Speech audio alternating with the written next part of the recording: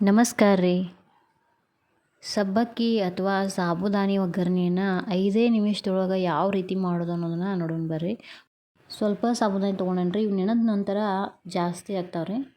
ಮೊದಲಿಗೆ ಸಾಬುದಾನಿಯನ್ನು ನೀರು ಹಾಕಿ ತೊಳೆಯೋಣ್ರಿ. ಯಾಕಂದ್ರೆ ಸಾಬುದಾನಿ ಒಳಗೆ ಹುಳ ಹಿಡಿಬಾರ್ದು ಅಂಥೇಳಿ ಪುಡಿದು ಕಲಿಸಿರ್ತಾರಲ್ರಿ, ಅದೇನಾರ ಇದ್ರೆ ಹೋಗ್ತೈತ್ರಿ. ಇದನ್ನು ತೊಳೆದ ನಂತರ ವಾಪಸ್ ನೀರು ಹಾಕಿ ಒಂದು ರಾತ್ರಿ ಇಡೋಣ್ರಿ. ಸಬ್ಬಕ್ಕಿ ಒಳಗೆ ರೀ ಕ್ಯಾಲ್ಸಿಯಮ, ಮೆಗ್ನೀಸಿಯಮ್ಮ, ಕಬ್ಬಿನ ಅಂಶ ಜಾಸ್ತಿ ಇರೋದ್ರಿಂದ ರೀ ಇದು ಆರೋಗ್ಯಕ್ಕೆ ತುಂಬ ಒಳ್ಳೇದು ರೀ. ಬೋನ್ಸ್ಗಳು ಗಟ್ಟಿ ಆಗ್ತಾವೆ ರೀ. ಇವಾಗ 12 ಗಂಟೆಗಳ ಕಾಲ ನೆನೆದವು ಸಬ್ಬಕ್ಕಿ. ಇವಾಗ ಈ ನೀರು ತೆಗೆದ್ರಿ ವಾಪಸ್ ಒಗ್ಗರಣೆ ಹಾಕೊಂಡ್ರಿ. ಮೊದಲಿಗೆ ನಾವು ಒಗ್ಗರಣೆಗೆ ಶೇಂಗಾಕಾಳು ತೊಗೊಂಡೇನ್ರಿ, ಮೆಣಸಿನ್ಕಾಯಿ ರೀ, ಉಳ್ಳಾಗಡ್ಡಿ ರೀ, ಕೊತ್ತಂಬರಿ ತೊಗೊಂಡೇನ್ರಿ. ನೋಡಿರಿ, ಎಣ್ಣೆ ಕಾದ ನಂತರ ಶೇಂಗಾಕಾಳು ಕಲರ್ ಚೇಂಜ್ ಆಗ್ಬೇಕು ರೀ ಈ ರೀತಿ. ಆವಾಗ ಕರಿಬೇವು ಹಾಕ್ಕೊಂಡ್ರಿ, ಜೀರಿಗೆ ಹಾಕೇನ್ರಿ, ಸಾಸಿವೆ ಹಾಕೇನ್ರಿ.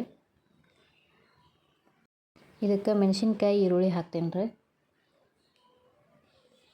ಒಣ ಖಾರ ಹಾಕಬೇಡ್ರಿ, ಟೇಸ್ಟ್ ಸರಿ ಇರೋಲ್ಲ. ಸಣ್ಣ ಮಕ್ಳಿದ್ರೆ ಮೆಣಸಿನ್ಕಾಯನ್ನ ಪೇಸ್ಟ್ ಮಾಡಿ ಹಾಕಿರಿ. ರುಚಿಗೆ ತಕ್ಕಷ್ಟು ಉಪ್ಪು ಹಾಕತ್ತೇನೆ ರೀ. ಸಾಬುದಾನಿ ಎಷ್ಟು ಅದಾವ ಅನ್ನೋದ್ರ ಮ್ಯಾಗ ಉಪ್ಪನ್ನು ಹಾಕಿರಿ.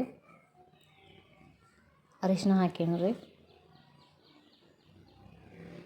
ಇವಾಗ ಒಗ್ಗರಣೆ ರೆಡಿ ರೀ. ಈ ಒಗ್ಗರಣೆಗೆ ನೆನೆಸಿಟ್ಟಂಥ ಸಾಬುದಾನಿ ಹಾಕಿದ್ರೆ ಸಾಬುದಾನಿ ಒಗ್ಗರಣೆ ರೆಡಿ ಆದ್ರಿ.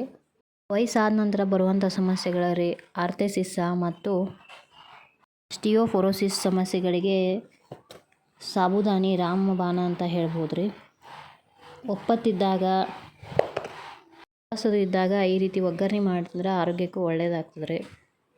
ವಾರದಾಗ ಒಂದಿನ ಉಪವಾಸ ಮಾಡೋದು ನಮ್ಮ ಜೀರ್ಣಕ್ರಿಯೆಗೆ ತುಂಬ ಒಳ್ಳೇದು ರೀ. ನೋಡಿರಿ, ಸಾಬುದಾನಿ ಒಗ್ಗರಣೆಗೆ ಮಸಾಲೆನ ನೀಟಾಗಿ ಕಲಿಸ್ಕೊಂಡ್ರಿ. ನೀವು ಒಂದ್ಸಾರಿ ಸಬ್ಬಕ್ಕಿ ಮಸಾಲೆನ ಅಥವಾ ಸಾಬುದಾನಿ ಒಗ್ಗರಣೆಯನ್ನು ಮಾಡಿ ನೋಡಿರಿ. ಹೆಂಗೆ ಬಂತು ಅನ್ನೋದನ್ನು ಕಮೆಂಟಾಗಿ ತಿಳಿಸ್ರಿ. ಇದಕ್ಕೆ ಕೊತ್ತಂಬರಿ ಹಾಕಿದ್ರೆ ಸಬ್ಬಕ್ಕಿ ಮಸಾಲೆ ರೆಡಿ ಆಯ್ತು. ಈ ವಿಡಿಯೋ ನಿಮಗೆ ಇಷ್ಟ ಆದರೆ ಸಬ್ಸ್ಕ್ರೈಬ್ ಮಾಡಿರಿ, ಲೈಕ್ ಮಾಡಿರಿ. ಇನ್ನಷ್ಟು ವಿಡಿಯೋಗಳನ್ನ ನಾವು ಮಾಡಿ ಹಾಕೋದಕ್ಕೆ ನಮಗೆ ಪ್ರೋತ್ಸಾಹವನ್ನು ನೀಡಿರಿ. ಧನ್ಯವಾದಗಳು ರೀ.